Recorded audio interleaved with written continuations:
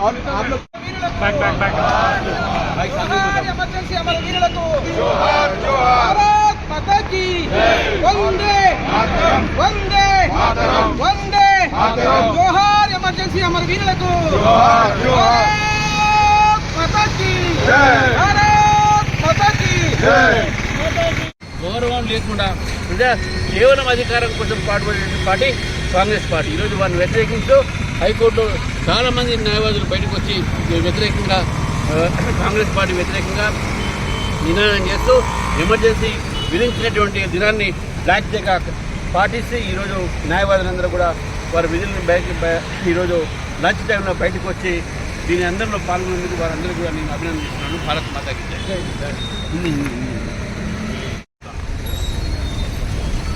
మిత్రులారా, సరిగ్గా 49 సంవత్సరాల క్రితం, ఇది 50వ సంవత్సరం, ఇదే రోజు 25 జూన్ 1975 ప్రజాస్వామ్యాన్ని ఖూనీ చేసి దారుణంగా ప్రజా హక్కుల్ని హరించి కేవలం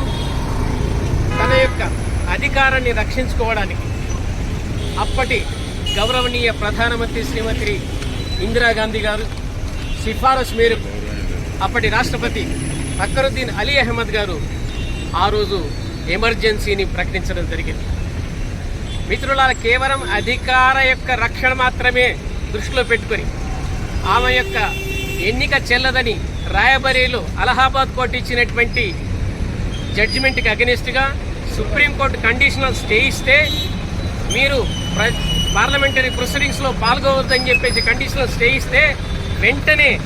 తన యొక్క అధికారాన్ని కాపాడడం కోసం అప్పటి ప్రధానమంత్రి శ్రీమతి ఇందిరాగాంధీ ప్రజల హక్కులను పరిహరిస్తూ ప్రజాస్వామ్యాన్ని ఖూనీ చేస్తూ 50 ఏళ్ల క్రితం ఎమర్జెన్సీ విధించి అప్పుడు ఉన్నటువంటి అనేకమైనటువంటి ప్రతిపక్ష పార్టీలకు సంబంధించిన